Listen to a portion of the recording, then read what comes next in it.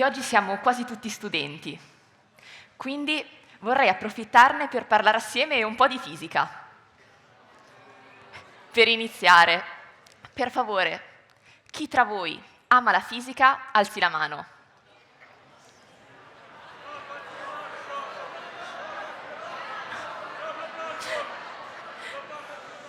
Bene, adesso invece tutti gli altri che detestano la fisica alzino... No, forse è meglio evitare questa domanda. Mi sembra di vedere che qui presenti ci siano anche dei docenti, quindi preferirei evitare situazioni imbarazzanti. Questo però non è importante, proseguiamo. Come forse saprete, ai fisici piace moltissimo dimostrare le loro teorie attraverso degli esperimenti concreti. Ecco, forse non ve ne siete resi conto, ma anche voi avete appena fatto lo stesso. Vi dirò di più. Avete appena dimostrato una teoria, che è questa. La fisica è brutta. Infatti avrete visto che alla prima domanda pochissimi di voi hanno alzato la mano. Se ne deduce che tutti gli altri o detestino la fisica, o perlomeno ne siano indifferenti. Ecco, proprio questa indifferenza si può ritrovare analizzando numerosi fatti e dati. Per esempio, quando si parla di materie STEM, ovvero il macrosettore che riguarda tutte le discipline di ambito scientifico, la fisica non è quasi mai citata. Oppure, guardando al panorama universitario italiano, è facile rendersi conto che non c'è nemmeno un corso di fisica tra i 1000 più frequentati in Italia. Tutte queste sono prove concrete che dimostrano appunto che la fisica è brutta. Mi rendo conto però che questa affermazione non si può basare solo su alcuni fatti e dati. Per questo vi fornirò ulteriori prove a sostegno. Innanzitutto, si può dire che la fisica sia brutta perché è una materia eccessivamente difficile. Infatti la fisica è quella disciplina che cerca di spiegare fenomeni già di per sé complessi, con termini ancora più astrusi. Vi faccio un esempio. Moto roto traslatorio, entropia, resistività, mutua induzione, conduttore omico, trasformazione adiabatica. Mi fermo perché credo abbiate capito il concetto. Il risultato di tutto questo? Non si riesce a comprendere nulla. È evidente. È evidente. Ripensandoci, mi sta sorgendo un dubbio.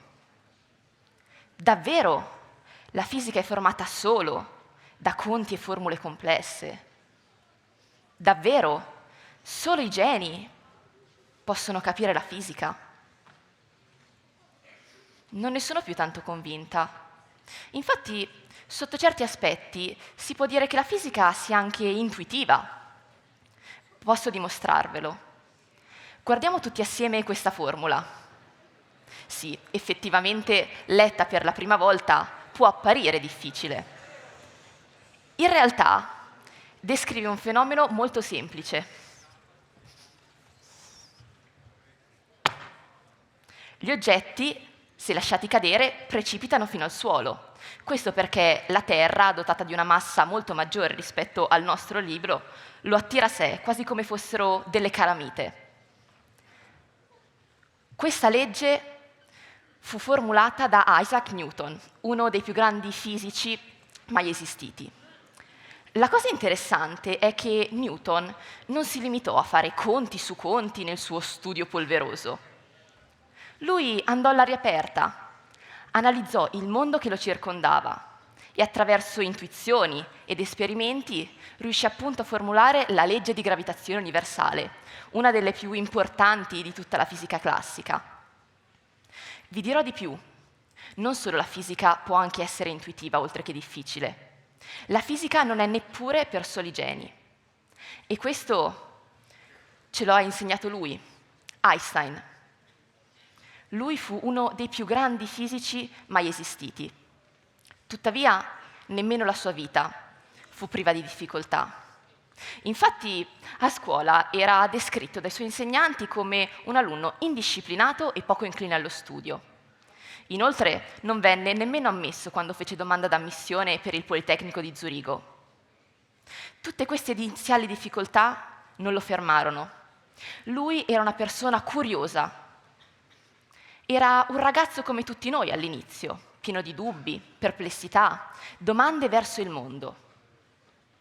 Ad oggi è ricordato come uno dei più grandi fisici che la storia abbia mai conosciuto, ma non tanto perché i libri di testo lo descrivono così.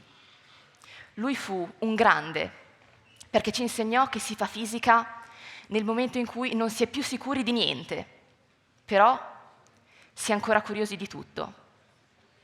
Ecco, quindi no, la fisica non è per soli geni. Però scusate, sto divagando. Questo non è il nostro tema. Noi vogliamo dimostrare che la fisica sia brutta. Per fortuna di motivazioni ce ne sono ancora. Infatti si può dire che la fisica sia una disciplina noiosa ed è facilissimo dimostrarlo. Per esempio, provate a guardare a questa dimostrazione. Penso che i più attenti tra voi abbiano già iniziato a fare delle smorfie, ma molti altri probabilmente stanno prendendo il loro telefono e si sono pian piano inabissati nel loro posto a sedere. E d'altronde questa è una reazione normale. La fisica è un'accozzaglia di termini ingarbugliati, unicamente da imparare a memoria e applicare meccanicamente. Quindi, meglio fare qualsiasi cosa d'altro.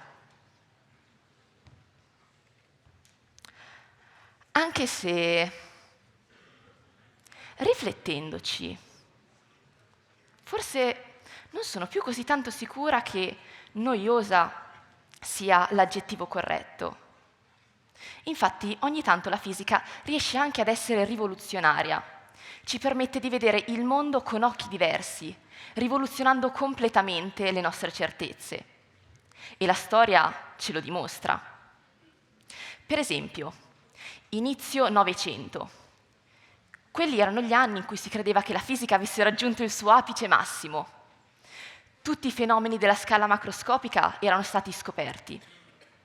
Ecco, di fronte a questo clima di certezza generale, alcune persone non si accontentarono. Vi faccio alcuni nomi, magari li avrete sentiti. Einstein, Oppenheimer, Bohr e molti altri come loro.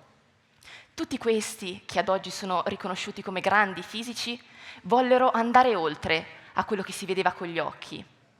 E grazie alle loro scoperte riuscirono a portare alla luce un nuovo mondo, il mondo del microscopico, fatto di atomi, fotoni e quark.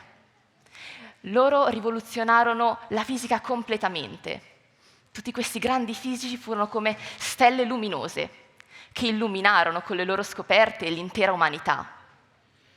Ci hanno appunto dimostrato che la fisica non è solo noiosa, ma può essere anche rivoluzionaria. Voglio farvi un esempio di cosa tutto questo abbia comportato. Per favore, provate ad appoggiare le vostre mani una sopra l'altra in questo modo. Forse percepirete il contatto e penso che tutti potrebbero affermare che le nostre mani si stanno toccando. Ecco, in realtà è stato provato che anche se noi percepiamo il contatto, non c'è una reale interazione tra i nostri palmi. Quello che noi percepiamo è in realtà la forza repulsiva tra gli atomi delle nostre mani. Risultato? Noi vediamo le mani toccarsi, ma in realtà non è così. Questo ci dimostra che la fisica ci apre gli occhi, ci fa vedere il mondo diverso e rivoluziona completamente quelle che sono le nostre certezze. Tutto molto bello, starete pensando a questo punto. Magari la fisica non è difficile, magari la fisica non è neanche noiosa. Ma a cosa ci serve tutto questo? Qual è il ritorno pratico che ne otteniamo? Sono domande più che lecite che io stessa mi sono fatta. Può apparire facilmente che la fisica sia una materia poco applicativa. Non serve certo conoscere le onde elettromagnetiche per mandare un messaggio WhatsApp, né dobbiamo sapere a memoria i principi dell'ottica per indossare gli occhiali. Ecco, in realtà non è esattamente così. E di questo me ne sono resa conto in prima persona. All'epoca facevo la terza media e i nostri professori avevano organizzato un laboratorio di fisica con un esperto esterno. Io di fisica non ne sapevo nulla e sinceramente non mi interessava molto. Quella era una scusa come un'altra per saltare un giorno di lezione. Devo ammettere però che mi rimasero impresse le parole che ci rivolse questo esperto.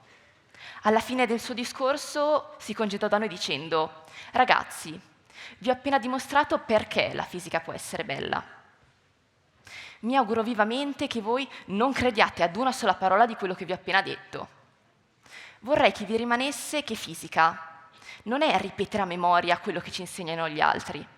Fare fisica vuol dire indagare in prima persona e scoprire quella che è la verità». Queste parole mi sono risuonate a lungo nella testa. Non sapevo cosa pensare, però ero contenta che per una volta la possibilità di scelta fosse mia. Io in prima persona potevo indagare e scoprire quale fosse la verità. E così feci. Dopo 5 anni che studio fisica allo scientifico, credo di aver capito il significato di queste parole. Fare fisica è indagine, ricerca e scoperta. Vuol dire pensare con la nostra testa, sviluppare un atteggiamento critico. Magari vi starete chiedendo: ma a cosa ci serve tutto questo?